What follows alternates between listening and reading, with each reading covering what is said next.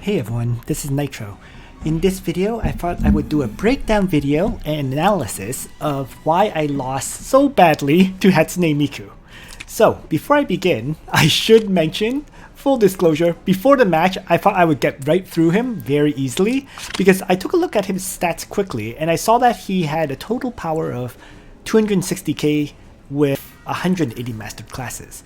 From this, I kind of assumed that he doesn't really play all that much. So I thought that, he didn't really focus on building up his characters, and so he just got to Langrisser rank and he's here to lose and, let other people advance. That was my assumption. It was a terrible assumption and he absolutely crushed me. So, this video will talk about why that happened, and I'll break down and analyze exactly what happened in that match. First things first, full disclosure is that I played absolutely terribly. My execution of strategies in general was just atrocious for the two matches, and HatsuneMiku took full advantage. In truth though, I really think that for the first battle, I actually had the superior party from pick ban, but the second battle, he learned from any mistakes he made in the first pick ban and eliminated them.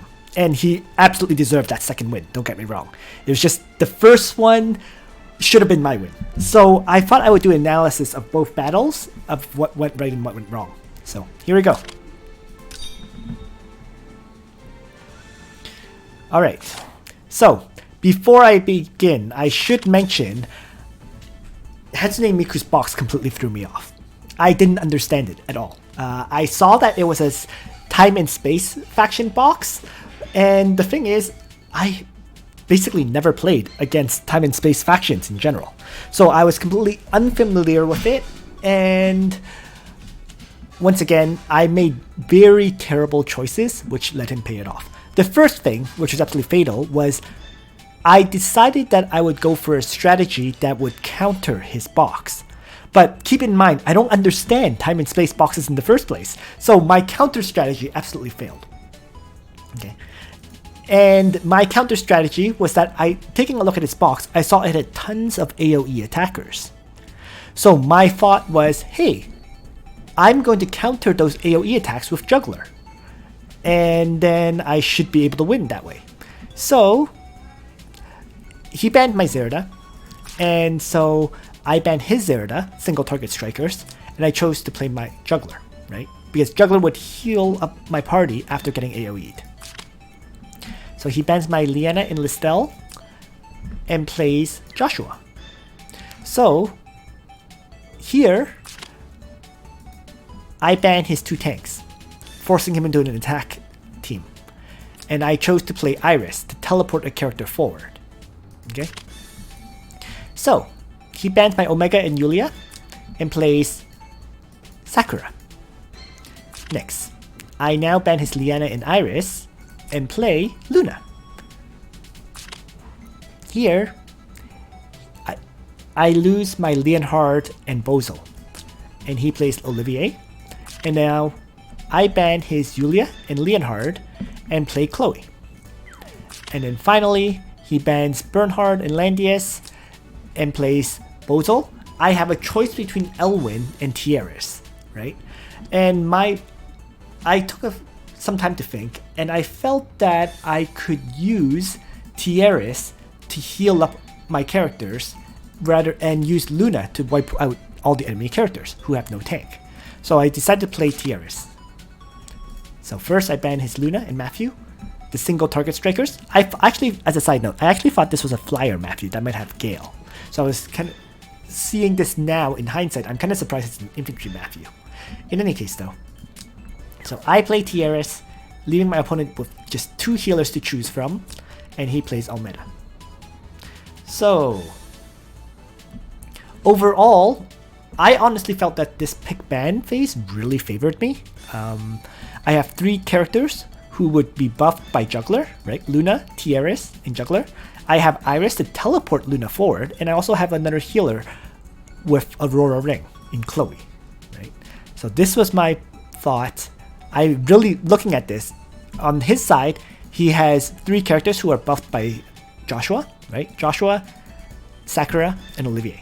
He has Bozo to AoE, and then he has Almeda mixed in. So, this was the setup.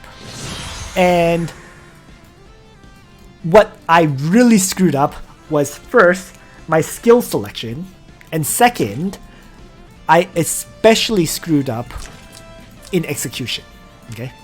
In such a battle, Sakura, due to her high skill and her talent, will always attack you first, right?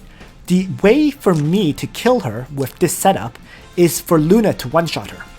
And to have Luna one-shot her, that would mean I basically need 100% damage reduction. And I had that with this setup. Holy Pegasus would have 50% damage reduction. Attack Blessing offers another 30%, right? So that's 80% damage reduction. Then Iris's Teleport gives a 20% damage reduction and 20% increased damage, and that would be enough for Luna to attack with 100% damage reduction and probably one-shot Sakura, especially when you have a 50% increased damage with 1.5 times damage from Raging Thunder. In addition, as a side note, Raging Thunder also gives another 15% damage reduction, but I already have 100%. So that should have been my strategy, okay?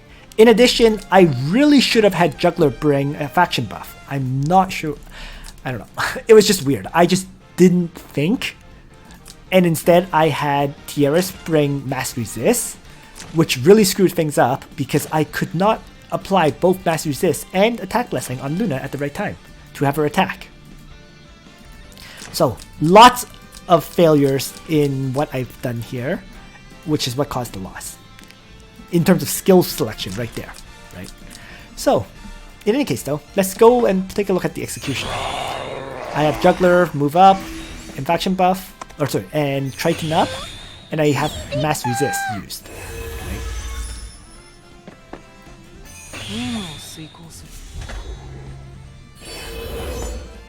I then teleport Luna forward so that she's ready to attack.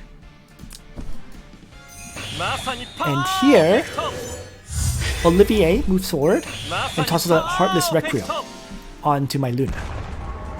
Shockingly, it does an insane amount of damage. I really didn't expect this, in truth, that I can do that much damage to my Luna, wiping out all the Holy Pegasus and putting Luna to near death. So, that was also a mistake in my Luna positioning, right?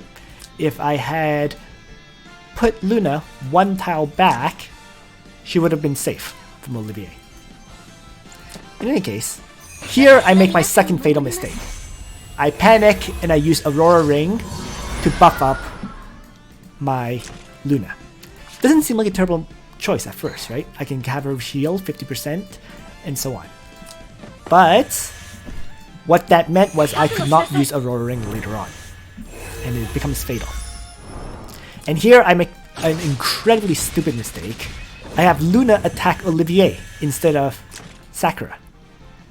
The reason I did that, in truth, was because I realized I didn't have Attack Blessing on my Luna.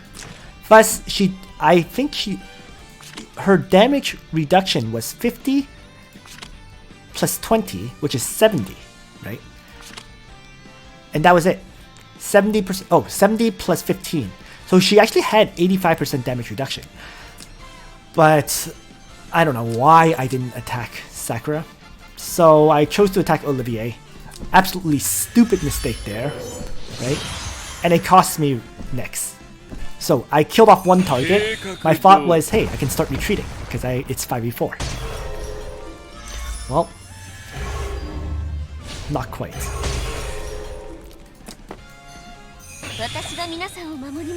So my basic battle plan here is it's 5v4, I can start retreating back to avoid the enemy. Well, I start trying to remove all those debuffs applied by Bozo while moving back a little. And here is where HatsuneMiku takes full advantage. Because I killed off his character, he gets to act first. And so in he goes with Hyaka Rorin from Sakura. And this is what lost me the match, right? Hyaka Rorin causes all your character's healing to be nullified, and then turns 30% of that into damage. So what that means is Tiara's it means that Iris's heal would be damage. Juggler's heals would be damage. Tiara's heals would also be damage. Chloe was outside of the range, so her heals was okay, which is why, so that her Aurora Ring would still heal.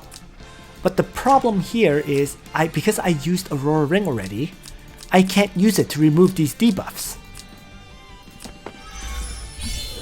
So I try to attack Sakura with Juggler, with Beast Shock, and it does basically no damage. So we see here, he kept taking damage from various heals, like Healing Light and Iris's, but then heals up because of Chloe's Aurora Ring. So just an interesting thing to see there. You know, all the other heals turned into damage, but due to Aurora Ring, he was able to heal up quite a bit. Now, Bozo tosses out Black Hole. And this heal from Juggler kills off my Iris. So you can see, I let myself die to Sakura. That's literally, this was 100% my fault. Not much else to say there, you know. Wasting the Aurora Ring and so on definitely made me lose this. So the thing is, as well, he's constantly using these AoE attacks, and none of these would have been damage if not for Sakura. So HatsuneMiku played his setup completely right. It was my fault for completely misplaying my setup, and that's literally why I lost this first match. As I said, I had the advantage here. If Sakura was dead, all of these characters that survive would be AoE attackers. They wouldn't be really able to harm me, especially when I had 3 healers. And so I could have been able to make a comeback from that with Luna to, you know, steadily kill targets, Juggler to tank, and so on. So really, this battle was lost because of my mistakes. And there's not much else to say about this one.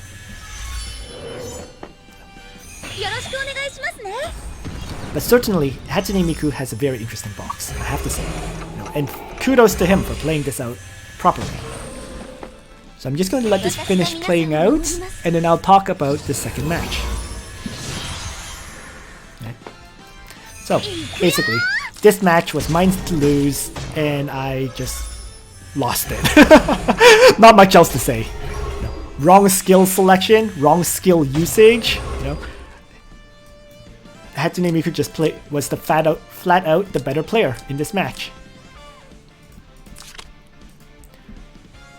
So that was the first battle. Okay. For the second battle, I got a bit stubborn. I felt I could still win this, you know. And so, but this time I start by banning his Sakura, which probably wasn't the best choice in truth, but that's what I did. In truth, I should have probably banned his Joshua, his main faction buffer, and then that could have forced a different battle. But nonetheless, you know, I banned his Sakura, and I chose Juggler once again. He banned HatsuneMiku, wisened up. He did a much better pick ban here. Okay, and the first thing he did here was he banned both Liana and Iris, right, preventing me from teleporting and so on. So. And he plays Joshua again. Here, I followed my same pick ban, Estelle and Sumere, and play Tiaris this time. And he bans my 2 speedy attackers, Omega and Luna, leaving me with not that many fast characters at all now. Okay.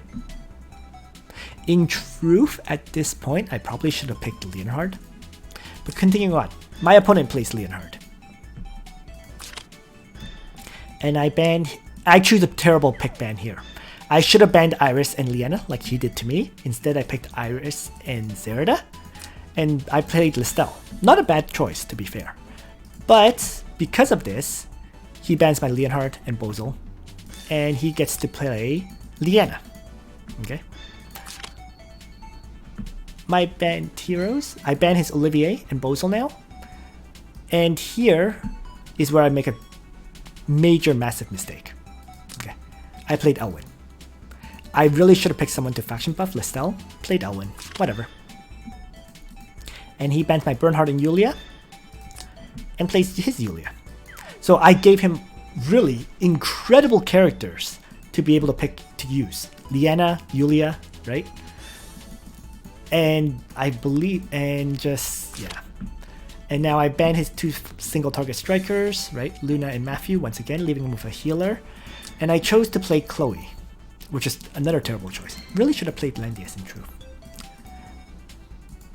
And he gets to play Almena. So, really, here, I just completely failed in the pick ban phase, right? Listel doesn't have a faction buff, Chloe doesn't have a faction buff, right? And then I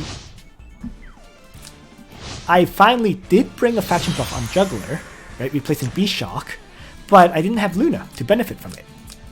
So it meant that my soldiers were much weaker than they should have been, right? In particular, right? The Vampire Bats and Chloe's Phalanx.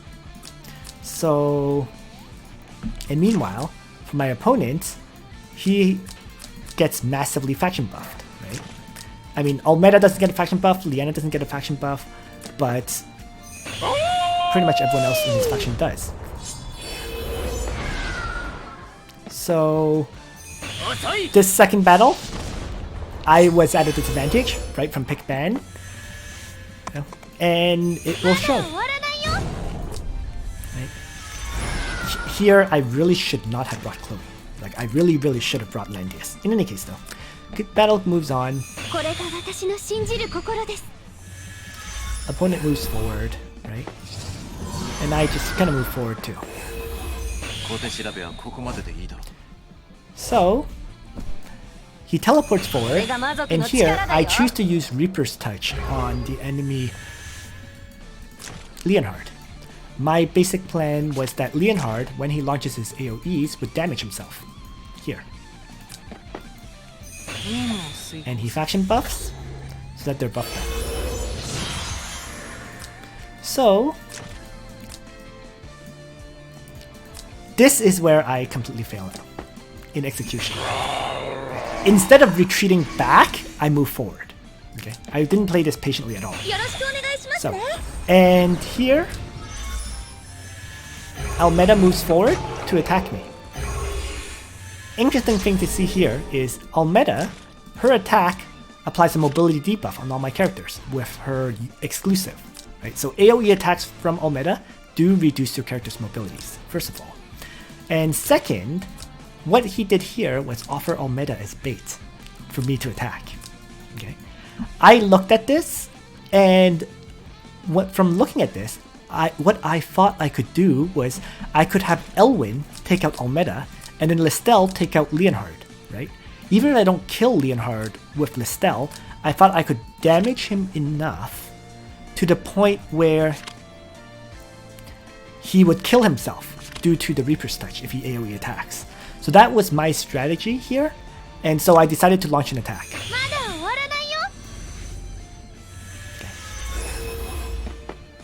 So, quick note, I had attack blessing to Elwyn. That was another fatal mistake. Elwyn did not need the attack blessing. It really should have been done on Listel, in truth. In any case, moving on. And this is where I make an absolutely fatal mistake, because actually, Leonhard's teleport, instant transfer, gives you the effect of damage taken minus 30%. Okay? Highland Warriors have a 15% damage reduction as well. So, you're looking at 45% damage reduction here, and in addition, from the training ground, Highland Warriors can get another 20% damage reduction, meaning these Highland Warriors actually have a 65% damage reduction effect on them.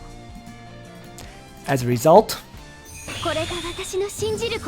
so Vienna moves up to act again with Yulia, and as a result, when I attack here, I do 5200 damage with a crit hit using Siphon. Absolutely fatal. Okay. The other massive issue, by the way, was that I brought Siphon in the first place. I completely forgot to bring Blood Dance. She was supposed to have Blood Dance. She was supposed to move up here and Blood Dance all of these enemies. She had Siphon instead, so I had to use that skill. No. Blood Dance might have changed this up pretty dramatically, because if Yulia had Blood Dance effect on her, even if she doesn't take any fixed damage, all her heals would have done damage to her, so that could have changed things up a lot. But in any case though, so battle continues. Leonhard launches the AoE attack. Right? There's a tons of damage to Elwyn, and takes a lot of damage due to the Reaper's Touch, which I had planned, right? But actually less than I thought he would take in truth. So he moves in, does a second attack, and then wipes out Elwyn.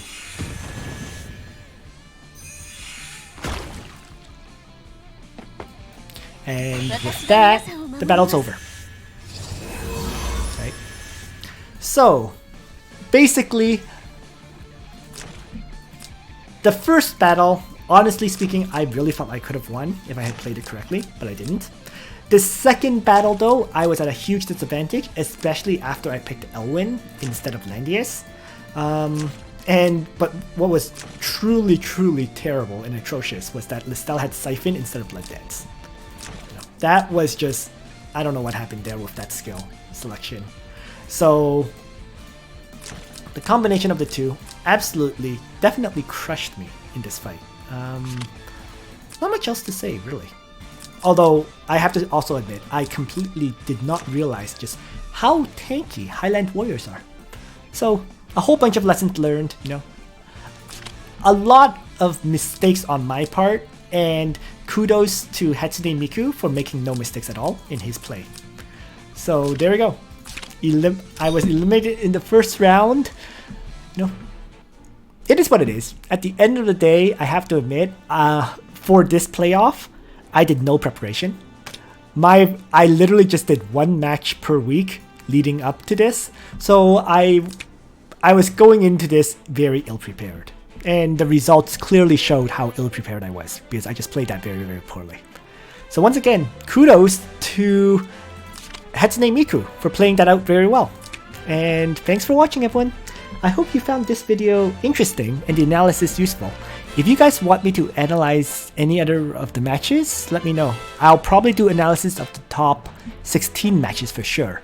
But other than that, unless people mention some matches they're interested in, I'm probably not going to do that much analysis until later on.